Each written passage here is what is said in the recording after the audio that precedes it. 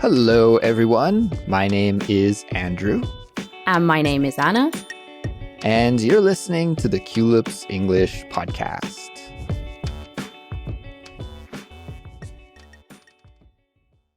Hey everyone, welcome back to Culips. This is Chatterbox, the Culips series for intermediate and advanced English learners that features natural, unedited conversations between two native speakers. Today, I'm joined by my co-host, Anna.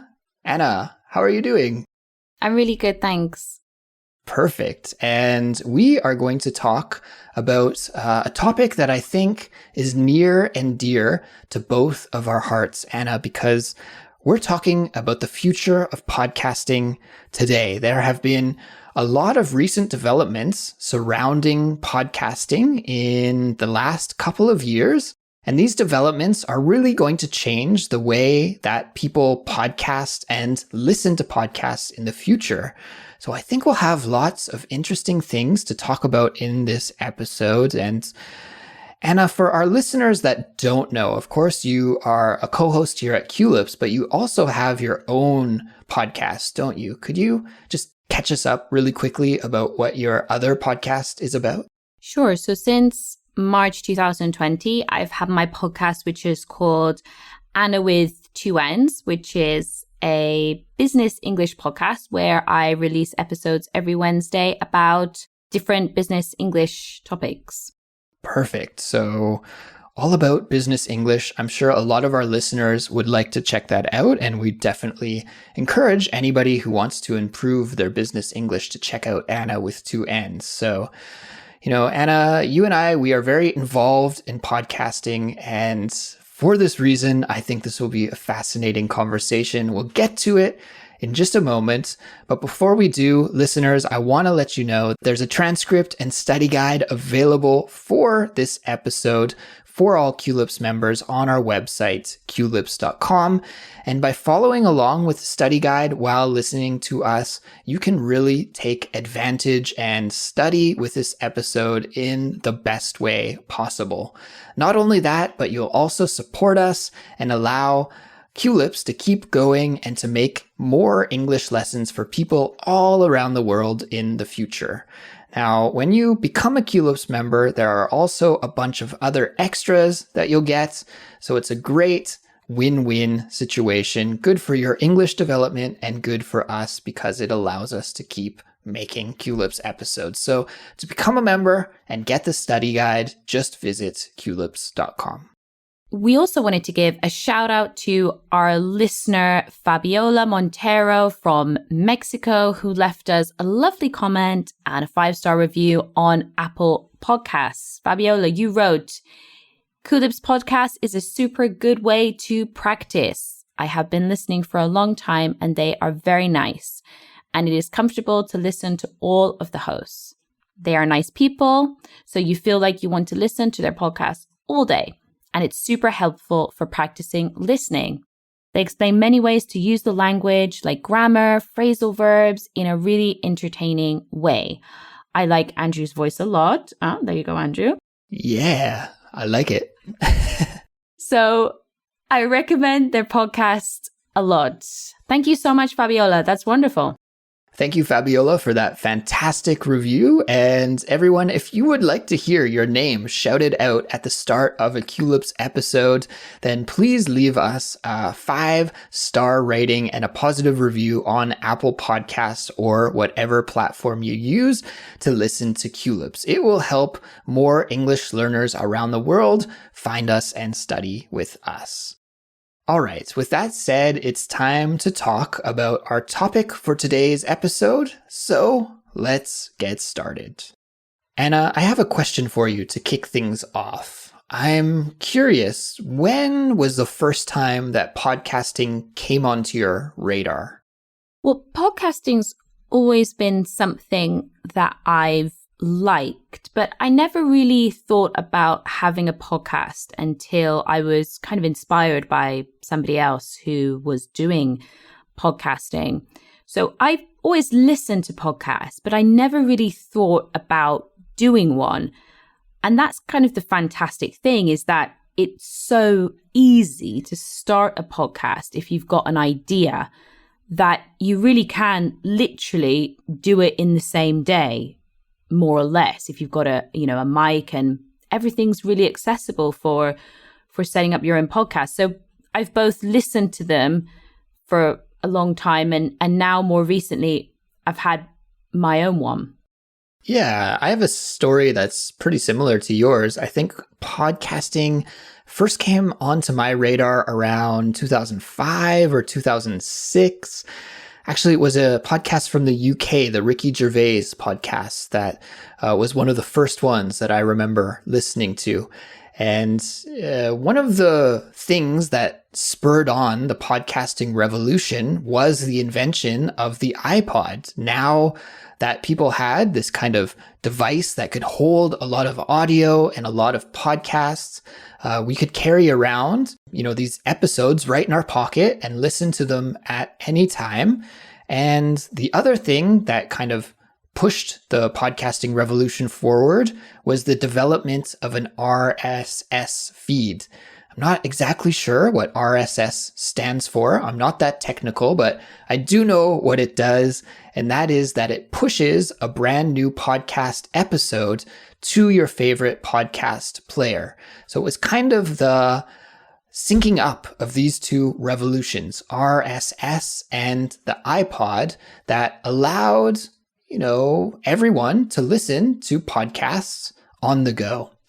Now, at the same time, we had another revolution with home recording technology. And in the past, you would have to go to a radio studio or a recording studio to be able to record high quality audio. But, around 10 to 15 years ago, things became much more accessible for people to record at home. And in fact, Anna, you and I, we're just at our homes right now recording with some mics that are not crazy expensive. It's actually quite affordable to record a high quality podcast these days. Yeah, and that's the wonderful thing, is that you can be doing a podcast right from your home. You don't need to be in a studio. And I think one of the main reasons I started listening to podcasts was always about learning. So when I was learning Spanish, I wanted to listen to podcasts. When I was working in business, I wanted to learn about different case studies. And I think the wonderful thing is there's just so many podcasts for so many different tastes. And I go through phases with podcasts. I kind of dip in and out, and you really get to know people. And I think that's the really key thing that podcasts have that maybe other social media doesn't have, is you really feel more of a connection. And I think the reason why at the moment, especially in the past couple of years, podcasts have just been booming. Everybody's starting podcasts. I think it's because we're so used to having, very short form video, very kind of rehearsed, choreographed social media, that listening to somebody talk over a longer period of time, maybe half an hour, 15 minutes, you really feel much more of a connection to that person. And I think that's why podcasts are so popular now, as a way to connect with your audience, connect with your market, and just to tell stories as well, interesting stories. I think that's why they're becoming even more popular now, and probably will be in the future. Exactly. I've always thought of podcasting as kind of being like the Wild West of all of the different kinds of media that we consume, because, music, movies, radio, social media, as you said, they're always very produced, very choreographed and curated. And also big business is involved. So we have these giant media companies, all of the movie companies and TV broadcast corporations that produce content. They're very much involved in the process of creating movies and TV shows. However, podcasting has always kind of been its own thing. It's very much a DIY medium. Like we said, you can buy a cheap microphone and just start your own podcast, upload it to Apple Podcasts, and voila, you've got your own show. You are a podcaster. And until recently, big corporations and big business has really left podcasting alone. Of course, on some podcasts, you'll hear advertisements, or there'll be sponsors for the show or something like that. But there haven't been any big companies pumping a lot of media into the podcasting medium until recently. Things have changed. And over the last couple of years, there have been significant investments into podcasting. And I really feel that this is going to have an impact not only on the way podcasts are produced, but also in the way that listeners consume podcasts in the future. One podcast that I really love, for example, is the Joe Rogan podcast. And Spotify did a huge deal with him. People don't know exactly, but it's rumored to be at around $100 million to put his podcast on Spotify. So as you said, you can see all these big players coming into the podcast game. You've got Spotify that really seems to be at the center of that seems to be getting a lot of talent.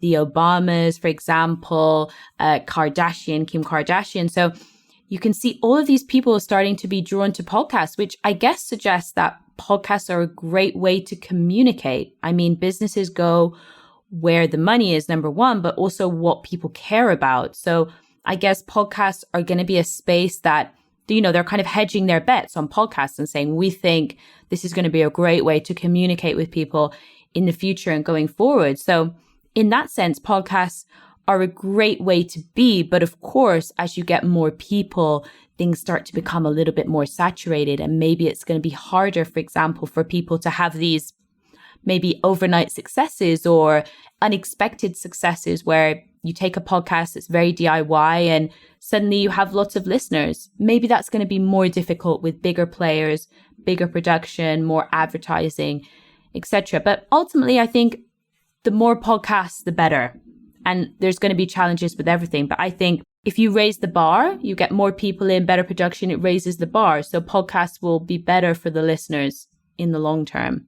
But it might be more difficult for your DIY podcaster to break out and have a big impact. You're absolutely right that many big companies have been investing a lot of money into podcasting. I have a short list here that I will share with everyone. Around 3 years ago, iHeartMedia, which is a broadcast radio company, really kicked things off and got the investments into podcasting started when they paid $55 million to acquire the Stuff Media podcast company. And that company produces a podcast called Stuff You Should Know, which is an extremely popular and successful podcast. So that was like the first big purchase of a podcast. But that was only the start. In 2020, Sirius XM, which is a satellite radio company, they acquired Stitcher, which is a podcast app, and they paid around $265 million to acquire that app. And then last year, Amazon bought Wondery for over $300 million.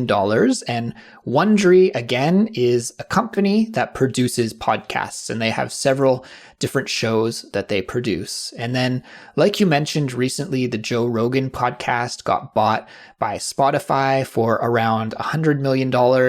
They also bought Gimlet, which is a podcast company that produces a podcast that I really like called Reply All. And that's rumored to have been around a $300 million deal as well. So when we're talking about investment from, big companies, Spotify, Amazon, Apple, they are really pumping so much money into podcasting. And like you said, Anna, I completely agree that it's probably one of these situations that has some advantages and disadvantages. The advantages of this situation are, like you said, that we're going to have higher quality podcasts. The audio production is going to be through the roof, I think. And also we're going to be able to hear from people that we really like, right? The podcasting revolution is encouraging people to get involved in podcasting that may not otherwise podcasts, such as the Obamas, like you said. That's really cool that I think it's Michelle Obama that started her own podcast on Spotify, if I'm not mistaken. But what I'm worried about is The DIY podcasters, right? Is there going to be a place for them, or are the algorithms of all of these giant podcasting corporations going to push the little guys out? And what I'm worried about is that the future of podcasting will have a lot of different walled gardens, a lot of different ecosystems that have their own unique individual podcasts. And there's not just one centralized place that us as listeners can find all of our content at in the future. I'm curious, what do you think about this? And will this affect how we listen to podcasts going forward? I think potentially it could affect your experience listening to podcasts. I think at the moment we have so many free podcasts as well. So many podcasts offer their content for free and there's so much choice for people. But for sure that maybe it become a little bit more fragmented, or maybe even something similar to a Netflix model where you have to subscribe. And if you subscribe on a monthly basis, you'll be able to access all of the podcasts that you want. I could definitely see that becoming something that might be, considered or introduced in the future. But I think even though there will always be some content that is exclusive, that is premium, that's going to be walled off, I think there's still so much choice in terms of free content. But of course, it's going to affect the listener experience. There's no doubt about that. But I think looking on the positive, I think the more podcasts there are, the better. There is always going to be things that you're going to have to pay more for. That's just a fact. But there's still loads of ways that you can access interesting content, useful content, entertaining content without paying for it, which I think is the wonderful thing about podcasting. And I wouldn't want to lose that. I think that's the essence of podcasting, is that it is a little bit like DIY, or I don't want to say amateur because I think amateur has a negative connotation, but it's DIY, it's startup, it's, you've got an idea and you want to talk to people about it. So I wouldn't want to lose that essence that it has. But ultimately, often when big players like this get involved in media, sometimes it does start to lose that kind of startup feel that maybe it had at the beginning. I guess probably we feel a bit defensive, maybe a little bit as well, when you start getting people caring about what you've always cared about. You're like, well, wait a second, we were here first, So I think it probably throws up some of those emotions as well. But I think, as I said before, more podcasts, better, I think. I totally agree with you on that point. I think that the podcasting world, the podcasting community is better if a lot of people try it and make podcasts. If you look at my subscription list on my phone to all the podcasts that I listen to, there are like probably 100 podcasts, and I try to listen to as many as I can. Like I'm always listening to podcasts. I think podcasting has really almost killed music for me. Before podcasting, I used to listen to music all the time, and now I listen to podcasts like 85% of the time and music 15% of the time. So I've really switched my listening habits. What I'm worried about is all of these walled gardens and what that's going to mean for listeners, not so much for content creators and podcasters, but more for listeners. Because Anna, imagine that Spotify calls you up and says, Anna, let's make a deal. We want to buy Anna with 2 N's and make it an exclusive podcast on our platform, and we'll pay you $100 million. Well, I think, Anna, you would say, yes, let's make a deal. Let's do that. And then you would be exclusive to Spotify. But then maybe Apple or Amazon calls Culips and says, Culips, we want to have you as an exclusive podcast on our platform. Would you like to make a deal? And we'd say, yeah, okay, let's do it.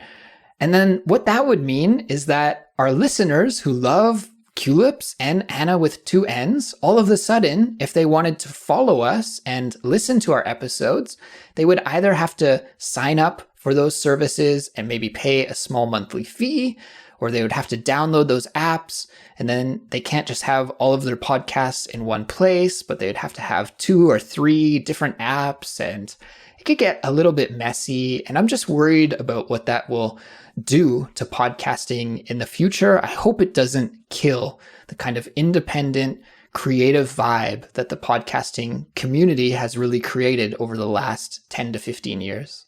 As I said, I think it will affect the the listener experience. Maybe they'll have to listen on different platforms. They might have to pay for one thing and not another thing. So for sure, I think it's probably going to affect the listener experience in that way, maybe for the better or maybe not. Maybe we'll see some more mergers of some different platforms together. I don't know. Who knows? I mean, really, anything could happen.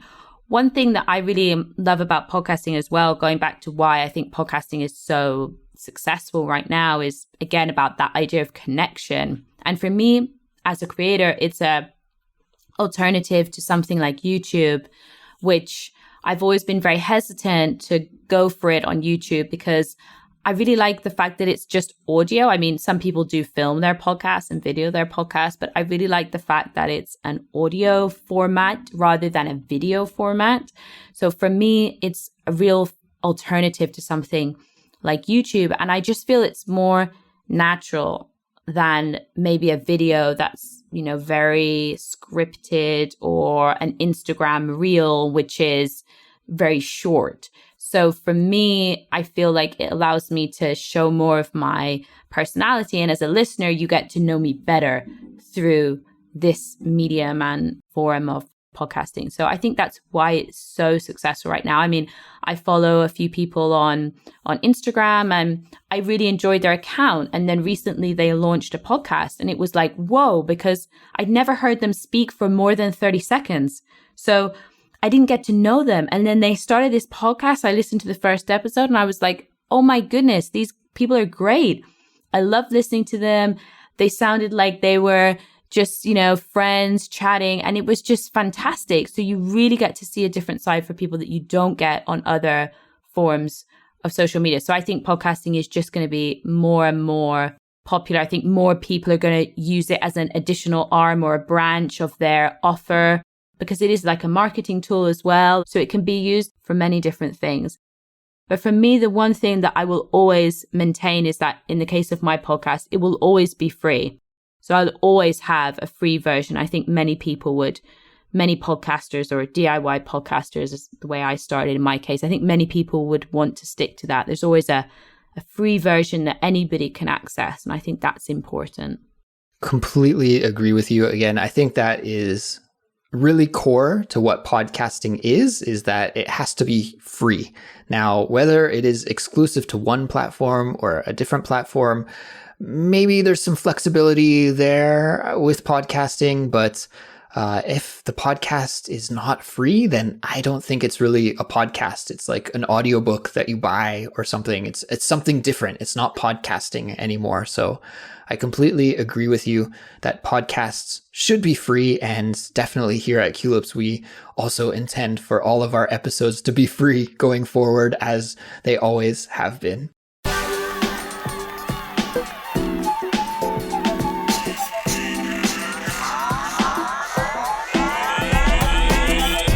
So with that being said, Anna, I think we should wrap up this episode. I want to thank all of our listeners for tuning in today. And also, I want to know what our listeners think about this topic, because I'm sure they have some very strong opinions about it as podcast listeners. So guys, if you could send us an email and let us know what you think about the future of podcasting. What is your prediction? What's going to happen to podcasting going forward? Please let us know your thoughts. Our email address is contacts@culips.com. Now, if you want to get the study guide for this episode, which includes the transcript and some detailed vocabulary explanations of all of the difficult or interesting or idiomatic vocabulary that you heard Anna and I use here in this conversation, then you're going to want to visit culips.com so you can sign up and become a Culips member and download the study guide and transcript.